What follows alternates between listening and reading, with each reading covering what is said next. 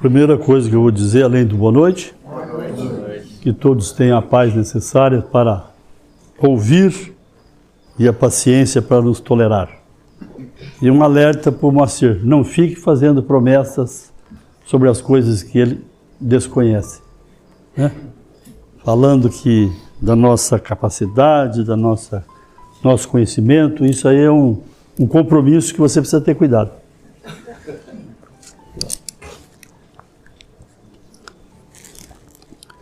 A Rosa falou que você é humilde. Deve estar mentindo desde quando eu conheci ela.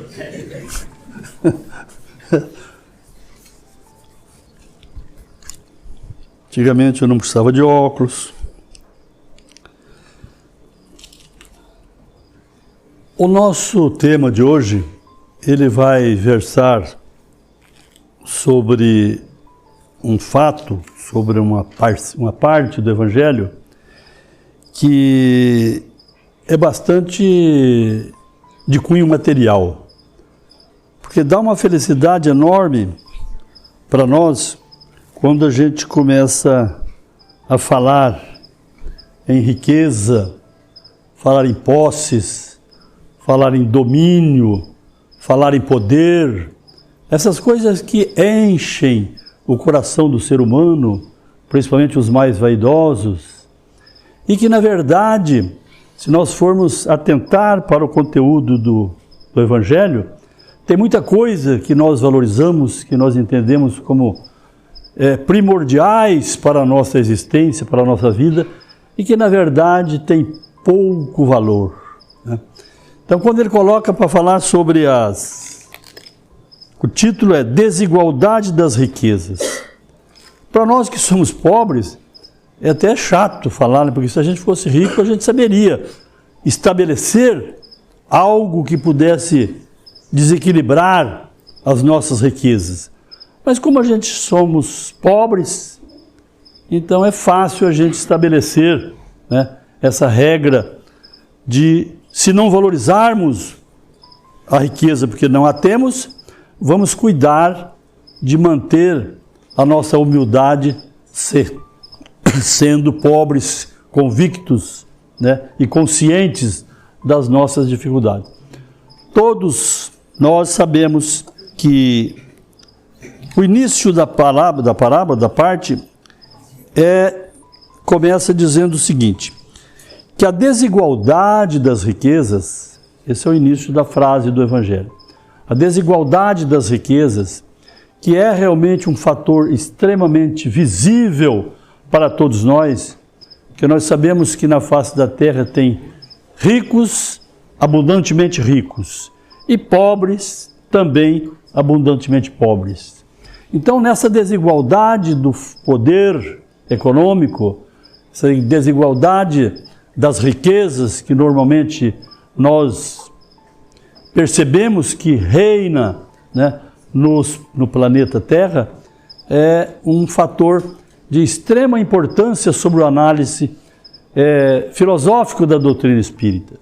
Porque nós precisamos ter consciência de que essa riqueza que tanto nós propalamos e tanto buscamos ter, ela é realmente um fator de desequilíbrio, muitas vezes, nos nossos comportamentos naturais, diante dos problemas que nós enfrentamos na face da Terra. Todos nós gostaríamos de ser ricos, todos nós gostaríamos de ter patrimônio, todos nós gostaríamos de viver nababescamente em função daquilo que temos, daquilo que podemos gastar à vontade e sem trabalhar muito. Mas que, na verdade, nós sabemos que essa riqueza, todo esse processo que envolve a nossa vida, que muitas vezes nos torna até gananciosos na caça desse recurso, na caça desse tesouro, para poder valorizar a nossa vida na Terra, porque nós muitas vezes nos consideramos valorosos ou bem avaliados se nós tivermos posses, se nós tivermos recursos, se nós tivermos alguma coisa que possa nos representar de forma mais elevada, mais adequada diante de todos os nossos irmãos aqui na face da Terra. Quando nós nos encontramos em situação mais privilegiada, parece-nos que nós já somos os eleitos, né? os beneficiados por parte de Deus. E que, na verdade, nós às vezes não avaliamos o índice de responsabilidade para todos aqueles que detêm a riqueza. O índice de responsabilidade para aqueles que detêm um patrimônio elevado e que muitas vezes não aplicam no seu objetivo principal, que é a prática do bem através da existência da riqueza na mão de pessoas, né, que muitas vezes não sabem ou não desejam ou não têm consciência de que realmente deveria distribuir ou fazer com que a sua riqueza tivesse um fruto mais produtivo em favor das pessoas que têm maior necessidade. Então, diz aqui, para não perder o sentido, que a desigualdade das riquezas é um dos problemas que inutilmente nós, tentamos aparar essa desigualdade. Por que nós pensamos que é difícil, que é inútil a nossa tentativa de igualar as riquezas? Porque se nós fôssemos ponderar as riquezas do mundo, comparar com os pobres existentes e resolvêssemos dividir toda a riqueza proporcionalmente ao número de pobres, de pessoas que existem na face da terra e que são realmente carentes, nós íamos fazer o quê? Nós íamos transformar num amontoado de pobres que não teria nem a sua condição de subsistência. Porque a riqueza ela está realmente concentrada por uma razão muito lógica. A riqueza é fundamental para que se você trabalhe, para que você produza e que você faça da sua riqueza, da riqueza de quem a detém, o produto básico da sustentação das nações e dos povos. Isso é um fator interessante a gente analisar. A riqueza não está na mão de muitos. Às vezes ela detém poucas pessoas, na mão de poucas pessoas, mas que estão na mão dessas pessoas com um objetivo divino de fazer a aplicação útil, adequada, para que essa riqueza seja um fator de crescimento, de ajuda e de manutenção daqueles que não têm a mesma condição.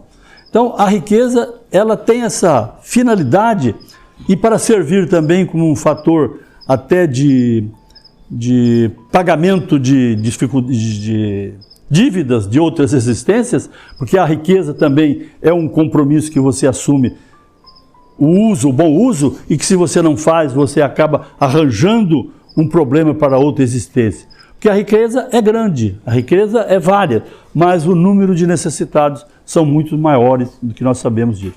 Então, essa divergência de riqueza, essa colocação que é feita pelo Evangelho, que é impossível, praticamente, você fazer a distribuição parcimoniosa da riqueza em favor de todas aquelas pessoas que habitam o planeta Terra e que têm necessidades de sobrevivência, muitas vezes até no campo da carência. Mas que nós sabemos que isso aí também é praticamente impossível. Por isso que está dizendo que é uma das situações mais complicadas para a pessoa perceber que é fazer na distribuição da riqueza a condição boa para todos aqueles que exigem de algo para sustentar a sua própria subsistência. Mas que não é muito bem assim. Nós sabemos que, se não fosse a riqueza concentrada na mão de determinadas pessoas que estão voltadas para o setor produtivo, do setor que gera realmente condições para a manutenção das outras pessoas que não têm estrutura econômica e nem intelectual, às vezes, para poder produzir até a sua subsistência. Então, há quem produz, há quem faz para aqueles que têm necessidade. Então, é uma dádiva, é uma concessão especial que Deus deposita na mão de poucos, porque o número de pobres é bem maior, de poucos, mas com responsabilidade para que esse pessoal, esse número pequeno, seja conscientes na aplicação dos seus bens, na aplicação dos seus patrimônios, em prol de toda a humanidade, de todas as pessoas. E nós sabemos que, dentro desse propósito, de entender que é uma situação de difícil divisão, de difícil equalização de pessoas ricas distribuindo para os pobres e que todos ficariam num nível só, isso é praticamente impossível realmente. Porque uma razão muito lógica que nos leva a avançar a análise sobre esse aspecto é o seguinte: a riqueza está concentrada na mão de diversas pessoas. Será que essas pessoas terão riqueza em todas as suas existências? Por que está concentrada na mão de alguém hoje e que daqui a um tempo ele pode não ter riqueza? Daqui a um tempo ele pode perder. E nas existências futuras?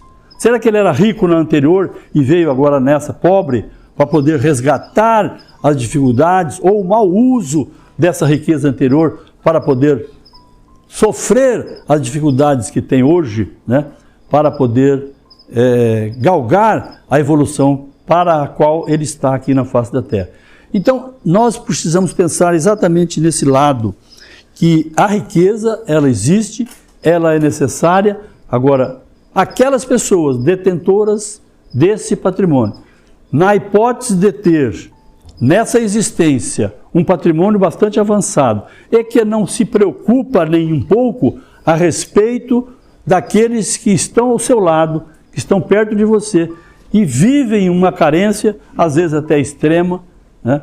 Então ele está cometendo aí uma aplicação indevida daquele seu patrimônio.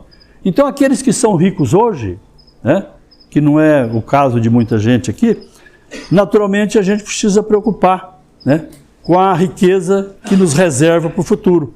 Se nós temos algo hoje e que somos capazes de fazer algo para alguém, talvez a gente tenhamos condições de resguardar uma evolução tal que nos permita ter, na próxima existência, um trabalho, às vezes, voltado em condições melhores para a vida de crescimento daqui na face da Terra, que todos nós estamos sujeitos, né, e aqui na Terra esperando realmente as oportunidades para crescer.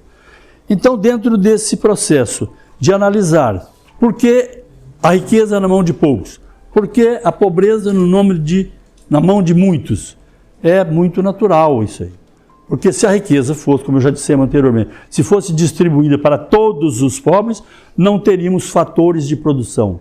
E quem estuda a economia sabe que se você não tiver capital, você não produz. Se você não produz, você não oferece trabalho. Se você não oferece trabalho, você não alimenta aqueles que necessitam.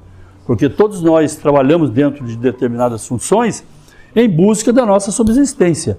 Agora, se eu não tivesse o meu patrão, eu não tenho riqueza, eu não tenho dinheiro, como é que eu faria gerir, né, o trabalho, a riqueza desse meu patrão para que me fornecesse o meu salário para que eu pudesse subsistir?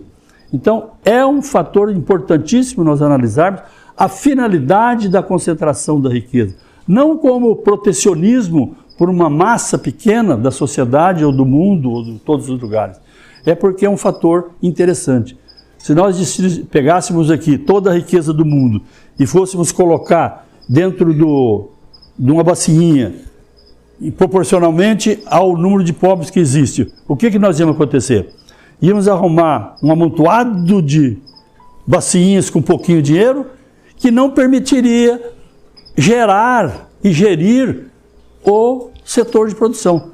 Então nós ficaríamos, né, envolvidos com uma pequena importância que não fôssemos capazes de produzir o alimento para aqueles de subsistência, pelo menos daqueles que receberiam.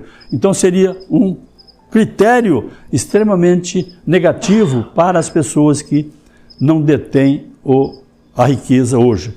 Então a riqueza é um compromisso que a pessoa tem quando ele encarna aqui, sendo portador da riqueza. Ele não vem de graça sendo rico, não.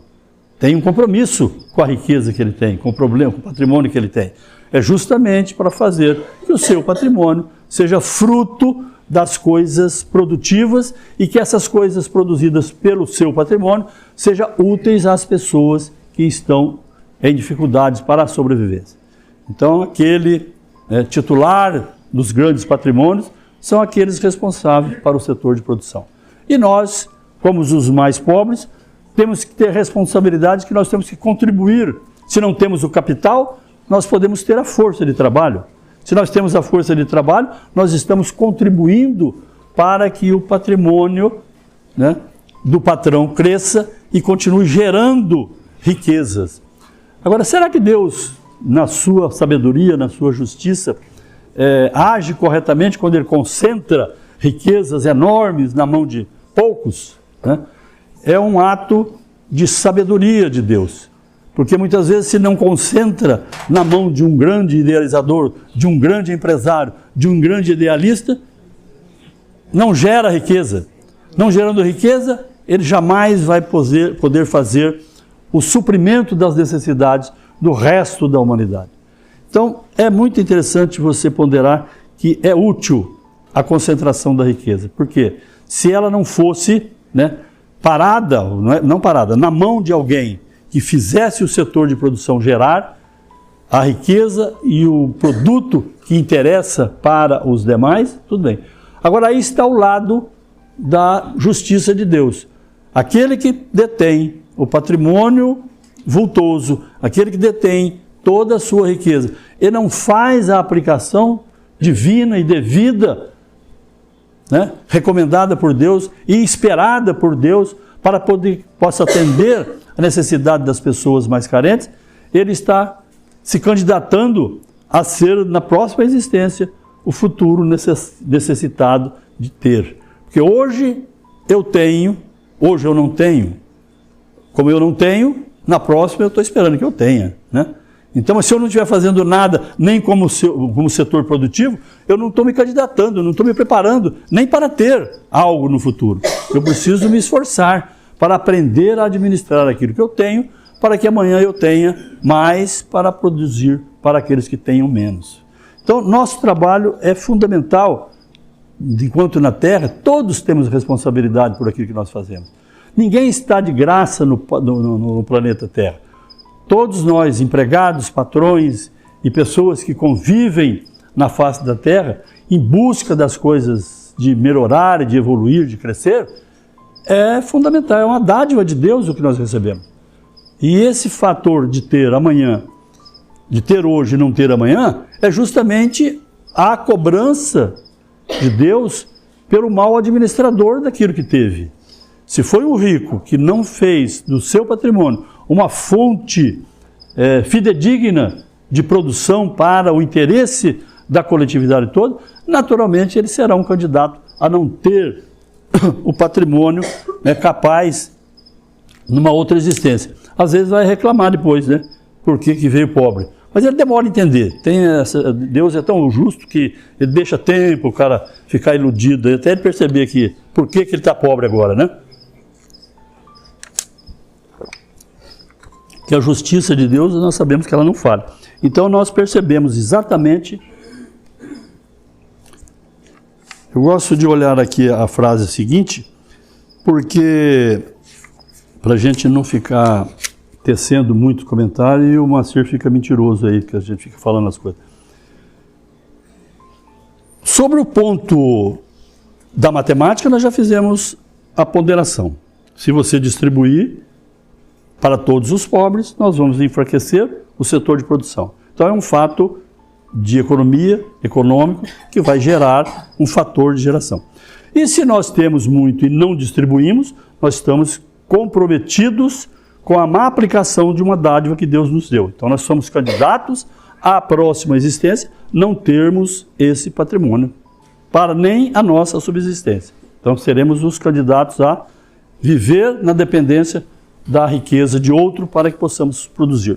Então é um fator de correção da nossa existência, da justiça de Deus. Se nós temos nessa existência um patrimônio e não aplicamos devidamente o objetivo a que Deus estabeleceu para o uso dessa riqueza, naturalmente nós vamos ter uma outra sem ter essa riqueza. E aí nós vamos perceber, sentir que há necessidade da gente rever as nossas atitudes, né, durante a nossa existência para podermos melhorarmos, para crescermos na face da Terra. E é isso que a gente precisa estar sempre preocupado. Não temos agora, porque já tivemos em outra e não administramos corretamente. não temos hoje, talvez se formos mais condizentes com a nossa consciência, poderemos ter na próxima existência. Então, são fatores extremamente lógicos, que não precisa ser doutores em economia para perceber que não dá para dividir toda a riqueza existente para todos os pobres e que todos se tornariam ricos, né, e portadores de grande patrimônio.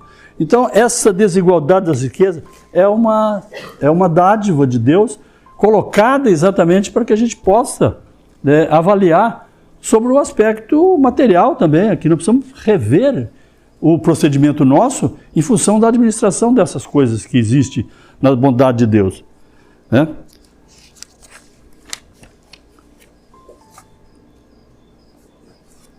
Aqui nós temos uma paginazinha, uma frasezinha que eu gosto de sempre ler aqui. Vou voltar um pouquinho aqui. Que é então aquele que possui hoje aqui na Terra. Quem é essa pessoa que está agraciado com o patrimônio? Ele é dono? Ele é o responsável? Então aqui no Evangelho chama de usufrutuário. Ele usa o patrimônio. Ele não é o dono do patrimônio. Agora, ele tem uma responsabilidade sobre o uso e a prática desse patrimônio? Tem. Então ele é um usuário, usufrutuário, que tem que fazer render o seu patrimônio em prol daqueles que realmente tenham necessidades maiores do que a dele. Então ele é um usufrutuário. E nós vamos saber por que não tem todo mundo o problema de angariar, de essa riqueza ficar na mão concentrada. Nem todas as pessoas têm o mesmo grau de inteligência, nem todas as pessoas têm a mesma capacidade de produzir, nem todas as pessoas têm a capacidade de administrar, nem todas as pessoas têm a capacidade de considerar, né, e de administrar de modo a permanência do patrimônio. Então tudo isso aí está dentro das características do próprio ser humano aqui na face da Terra. Voltando, inclusive, para poder entender a justiça de Deus na distribuição da riqueza.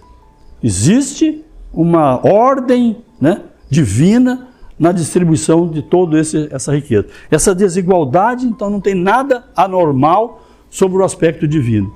É real, é claro e é evidente que existe uma razão lógica para a gente poder avaliar. Não precisamos aprofundar e ler aqui toda a página do Evangelho para poder perceber que isso aí é um fato real que nós precisamos simplesmente ponderar.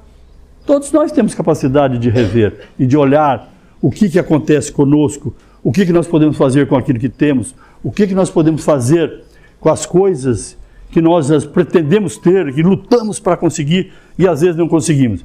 Porque na outra existência a gente não administrou corretamente, então nessa eu estou impossibilitado de voltar a ter na minha mão tudo aquilo que eu tive na outra. Eu fui incompetente para administrar o compromisso que Deus me deu. Então nessa eu estou carente dessa riqueza ou desse patrimônio, dadas as minhas dificuldades no setor de trabalho, a minha incapacidade no setor de produção. Então eu preciso ter consciência disso. Não vamos nos rebelar o fato de sermos pobres, né? É uma razão lógica das nossas atitudes, às vezes de algumas reencarnações pregressas, que nós não administramos o patrimônio divino que foi dado para nós. Agora, se nós estamos lutando nessa, tentando fazer algo para a ajuda, para a manutenção das pessoas que têm necessidade, nós podemos ser um candidato na próxima existência de ter algo que possamos, mas não vamos perder a condição de analisar a responsabilidade que temos de continuar pensando que a justiça de Deus continua patente, lógica, clara, né? Que não tem nada, nenhuma atitude que seja injusta por parte de Deus. Então, o tema realmente não é muito grande, muito profundo, que careça aí de se tivesse um orador que prestasse, às vezes até você podia alongar. Mas dadas as dificuldades que todos nós temos, e que vocês veem também por razões não é só para me ouvir, mas vocês venham, eu tenho certeza que é na expectativa de que, e na confiança que os espíritos que aqui vêm, eles é que nos ajudam. Esse que fala aqui não serve para quase nada. Eu venho muito porque a minha avó, é a avó Jerônimo, meu avô, avô Zeca, e eles têm pena dos netos, então a gente fica dando uma ajudazinha para poder fazer a gente participar disso aí, porque Dos espíritos, você trouxe. Quer que eu falo decorado ou não? pode ser. Não decorei não. E eu falo pro Moacir, eu não passo da hora de jeito nenhum, porque ele me paga para falar até no horário ali. Passou daqui, eu não falo mais, né? Então, como o assunto prolonga, e tem aqui, falei para você, e é a questão 45, né, Bruno? O meu assessor ali me informou. Mas você viu o tamanho da pergunta? Ela é grande, mas o conteúdo é melhor ainda. Então vamos fazer o seguinte, na 45 do Livro dos Espíritos, está escrito o seguinte: onde estavam os elementos orgânicos antes da formação da Terra? Quer dizer, saiu fora um pouquinho aqui da questão da riqueza, né? Mas onde que nós estávamos, os outros estavam no período que foi formada os corpos orgânicos na Terra. Então a resposta do Livro dos Espíritos é aqui. Achavam-se, por assim dizer, em estado de fluido no espaço, no meio dos espíritos, ou em outros planetas, à espera da criação da Terra, para começarem existência nova em novo globo. Quer dizer, nós sabemos que a resposta dos espíritos é bastante clara e para colocar para nós a certeza de que nós somos uns transeuntes aqui na Terra, sujeitos a novas passagens, a novas existências, a novos planos onde a gente vai viver. Agora, para ler aqui, eu vou ler a nota de Kardec, mas é compridinha. Se alguém tiver com sono. A química nos mostra as moléculas dos corpos inorgânicos unindo-se para formarem cristais de uma regularidade constante, conforme cada espécie, desde que se encontrem nas condições precisas. A menor perturbação nestas condições basta para impedir a reunião dos elementos ou, pelo menos, para obstar à disposição regular que constitui o cristal. Quer dizer, estão percebendo que para a formação dos órgãos ele tem uma razão de todas essa conformidade das coisas divinas para poder formar qualquer tipo de órgão e que foi usado o mesmo sistema na formação das coisas na face da Terra. Tem-se visto grãos de trigo germinarem depois de séculos. Há, pois, nesses germes um princípio latente de vitalidade, que apenas espera uma circunstância favorável para se desenvolver. O que diariamente ocorre debaixo das nossas vistas, por que não pode ter ocorrido desde a origem do globo terráqueo? Quer dizer, por que não aconteceu todas essas coisas de crescimento das invenções, do desenvolvimento das plantas, do crescimento de todas as coisas na natureza? Por que não aconteceu? Então, Deus ele vai responder para nós aqui. A formação dos seres vivos, saindo eles do caos pela força mesma da natureza, diminui de alguma coisa a natureza de Deus? Longe disso, corresponde melhor à ideia que fazemos do seu poder a se exercer sobre a infinidade dos mundos por meio das leis eternas. Esta teoria não resolve, é verdade, a questão da origem dos elementos vitais, mas Deus tem seus mistérios e pôs limites às nossas investigações. Quer dizer, até a distribuição da riqueza, se nós for procurar entregar e perceber todo esse processo de mudança que o Evangelho coloca sobre a situação das coisas, das dificuldades que tem o ser humano para poder enfrentar os seus problemas, eles estão dentro de um critério, de mistérios divinos que ainda muitas vezes nós não temos capacidade de compreender, né? Então, essa questão 45, ela é bastante longa, mas é de muito esclarecedora a respeito da formação das coisas. Eu estou olhando aqui a plateia, mas eu estou achando que eu trouxe uma historinha aqui, mas estou achando que não enquadra ninguém aqui.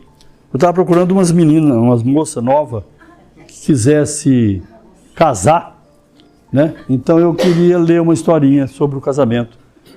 E eu vou ver se tem, até olhei no material que tem pouco. Mas a minha história, eu gosto sempre de uma historinha, porque, você sabe por que eu conto uma historinha sempre nas minhas falas? Porque aí a pessoa vai pensando aquilo lá, ele esquece as bobagens que eu falei. Ele guarda só a historinha. Então ele leva para casa aquilo lá, e é importante que ele vá para casa sem muita preocupação. Então aqui diz o seguinte, existia uma menina que queria a toda custa casar. E ela reclamava para o pai, eu quero casar, eu vou casar, e eu preciso casar, e está passando a hora de eu casar. E arranjou um namorado. Acidentalmente, como todo pai, não concorda com aquele primeiro namorado das meninas, né? É sempre assim, né? Já acha que aquele não está servindo e já teceu comentários negativos a respeito, para poder desviá-la da ideia da menina de casar. Não era que ela não queria casar com ele, ela não queria casar com nenhuma. A ideia do pai era essa. Então, ele vivia lutando com ela para ela não casar. Aí ela resolveu recorrer ao padre, porque o padre da paróquia era a pessoa que tinha mais poder né? Então ela foi lá no padre dizer para ele que queria casar. Então ela chegou e disse para o padre, padre, eu tenho que casar. Arranjei um namorado, mas os meus pais não querem o namoro. Mas eu quero me casar e vai dar tudo muito certo, eu tenho certeza. Essa é a alegação da menina que queria casar. Ela insistiu tanto na certeza de sua felicidade futura que o padre quase nada pôde dizer. Neste item, os sinos da igreja começaram a tocar. A moça logo disse ao padre, está ouvindo, padre? Até os sinos dizem que eu devo me casar. Ouça o que estão dizendo. Tem que casar, tem que casar, tem que casar. Essa era a voz do sino. Tudo bem. O pobre padre, diante de tantas evidências e certezas, nada pôde fazer. A moça se foi e casou-se com o tal rapaz. Depois de 1 ano, ela voltou a falar com o mesmo padre na mesma igreja. Padre, não aguento mais o meu casamento. Está tudo uma desgraça. Meu marido é terrível, estou desesperada. Nisto o mesmo sino tocou. Tocou novamente. Aí o padre, tomando logo a palavra, disse à moça, agora eu é que vou interpretar as baladas do sino. Ouça bem o que o sino está dizendo. Tem que aguentar, tem que aguentar, tem que aguentar. É melhor ouvir os pais do que ouvir o sino. Então são coisas pequenas. Eu queria estar procurando alguma menina nova que está querendo casar. É bom ouvir os pais, né? Então é importante fazer. E dentro do processo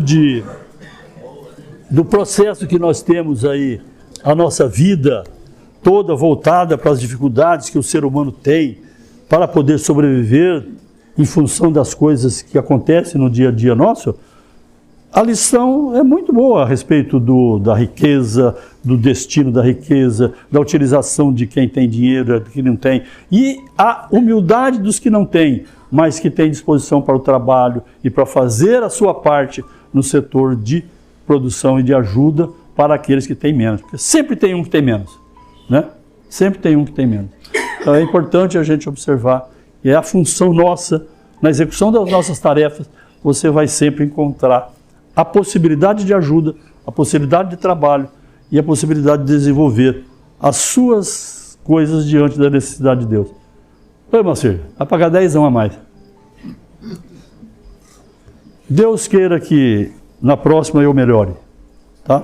Então vamos continuar na nossa luta para fazer com que a gente tenha,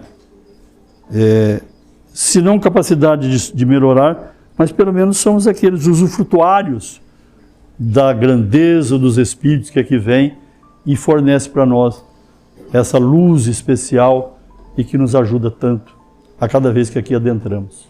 Que Deus tenha todos nós na paz necessária.